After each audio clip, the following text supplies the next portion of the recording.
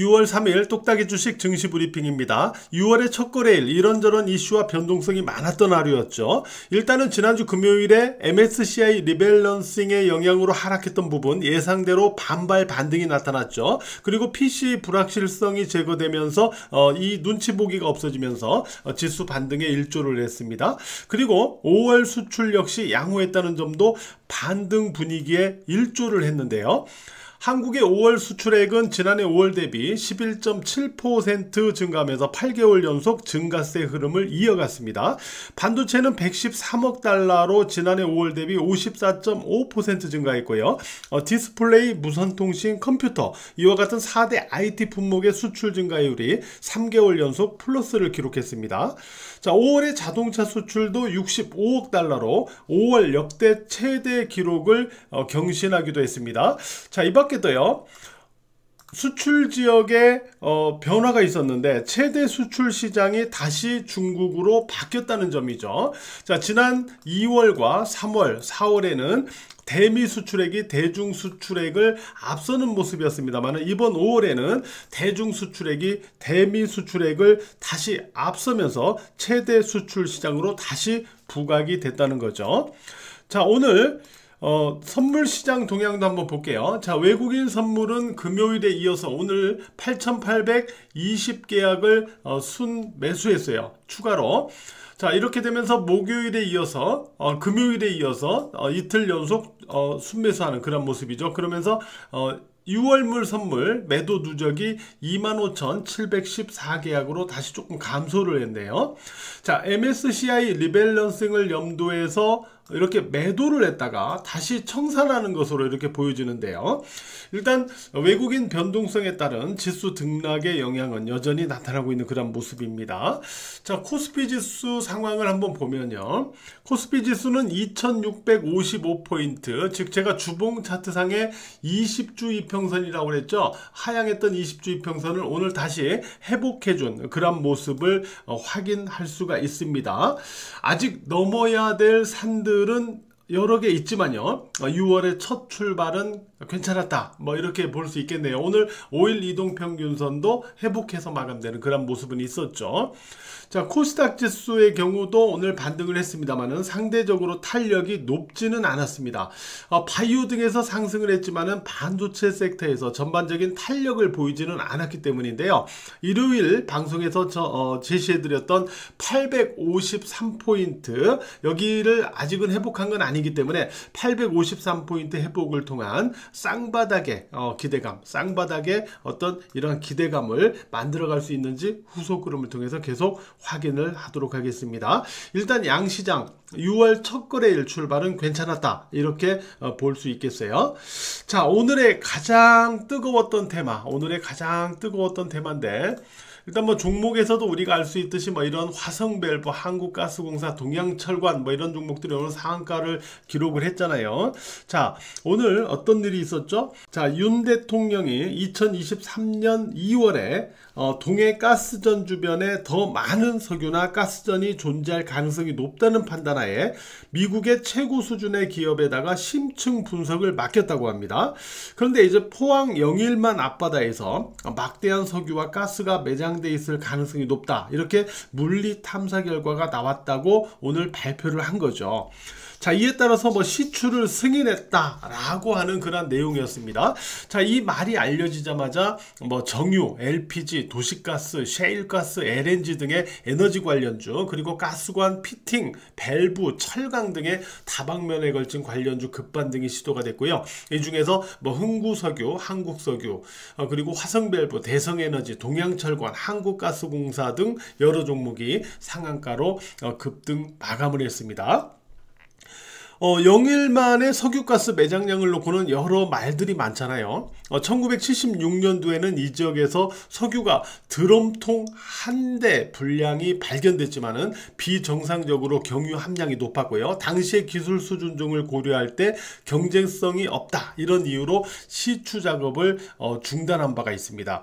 그리고요, 또 어떤 일이 있었냐면은 1988년에는 단독주택 마당에서 천연가스 분출이 있었어요. 그러면서 이것으로 뭐 요리도 해 먹고 난방용으로 쓰기도 했었죠. 또 2016년에는 포항 앞바다에서 3,600만 톤의 천연가스 매장이 확인되기도 했었죠. 그리고 2017년에는요, 지하 200m에서 관정 작업을 하던 중에 나온 천연가스로 굴착기에 불이 붙었는데요. 지금 이렇게 보시는 것처럼 이렇게 보시는 것처럼 지금 7년째 이 불이 꺼지지 않고 계속 이렇게 타고 있어요. 자, 이런 상황들이 이 지역에서 계속 있었던 거죠. 그럼에도 불구하고 모두 경제성이 낮다는 이유로 개발이 되지 않았다는 겁니다. 바로 이번에 영일만 매장량 발표 역시 앞선 선례 때문에 과연 경제성이 있는가에 대한 의구심이 또 나오고 있죠. 그래서 지금 오늘 발표된 내용에 대해서는 기대와 불신이 좀 겹쳐 있는 상황이 아닌가, 일단 이렇게 보여집니다. 동해가스전에 300배가 넘는 규모라고 말했고요. 또 연말에 첫 번째 시추공 들어가 가지고 내년 상반기까지 어느 정도 결과가 나온다고 말했으니까 일단 지켜봐야 되지 않느냐, 이렇게 생각이 되고요. 산업부에서 시추 성공률 20% 예상한다 하니까 뭐 오후장에 또 관련주 조금 눌리는 종목들이 있었어요. 뭐 20%다 하니까 굉장히 낮아 보이잖아요. 근데 이쪽 분야는 이 20%가 그렇게 낮은 게 아니라고 그럽니다.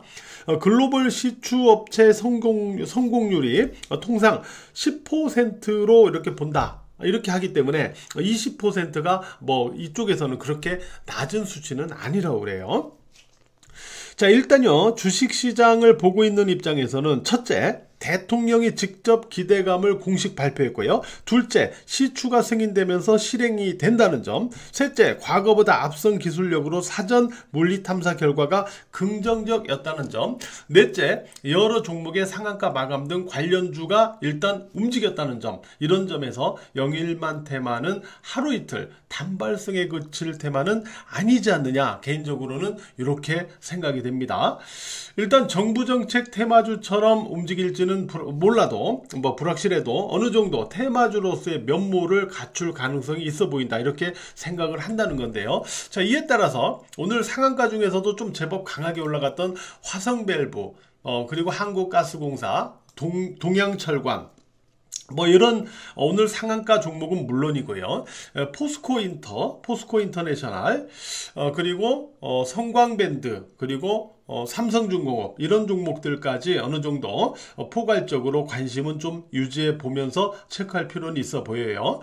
뭐 삼성중공업 같은 경우는 조선 3사에서 그나마 삼성중공업이 오늘 뭐 10% 이상 올랐다가 오후장에 이제 윗꼬리가 달리긴 했는데요. 삼성중공업은 이제 2015년에 세계 최초로 한국에서는 이제 원천 기술이 부족한 분야인데 천연가스 시추 FPSO인 FLNG를 갖다가 진수를 한 바 있습니다. 바로 요 모멘텀이 일단 있었기 때문에 조선 3사 중에서 오전장에 가장 강하게 한번 올라갔던 그런 흐름을 보여줬던 거죠.